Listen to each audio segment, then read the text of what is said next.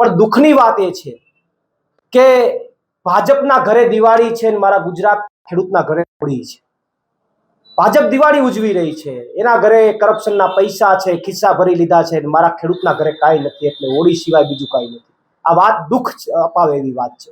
અને એટલા માટે 108 દિવસની લાંબી જેલ ગુજરાતના ખેડૂતો માટે કાપ્યા બાદ આમ આદમી પાર્ટી દ્વારા અને અમારા દ્વારા જે કંઈ પણ આયોજન ખેડૂતો માટે થયું, સોમનાથથી શરૂ થયેલી આ યાત્રા ખેડૂતોના પ્રશ્નોને લઈને, ભારત અને અમેરિકાના ટ્રેડ થવાની છે મુદ્દાઓને લઈને તમામ વિસ્તારોમાં ભ્રમણ કરી, તમામ વિસ્તારોમાં ખૂબ સારું સમર્થન મળી રહ્યું છે ખેડૂતોનું.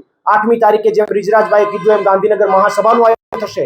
અત્યારે જસદણ મુકામે જ્યારે આવ્યા છે ત્યાં સ્થાનિક મુદ્દાઓની મારે ચર્ચા કરવી છે.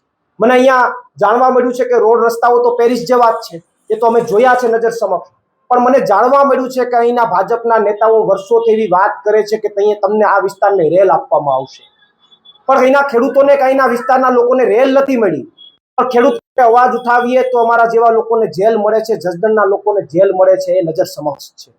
વાત રહી બીજી કે મને એવી પણ વાત જાણવા મળી છે કે અહીંયા આમ આદમી પાર્ટીની મિટિંગ કોઈ પણ વિસ્તારમાં થાય અથવા કોઈ બીજેપીની વિરુદ્ધમાં કોઈ પોતાનો અવાજ ઉઠાવે તો એમના ઘરે જીબીના દરોડા પડે છે, એને દંડ ફટકારવામાં આવે છે. આવી વાતો પણ મને સાંભળવા મળી છે. તો ભાજપને મળે છે ફંડ અને સામાન્ય ખેડૂતોને મળે છે દંડ. આ જસદણની સ્થિતિ મને જોવા મળી છે.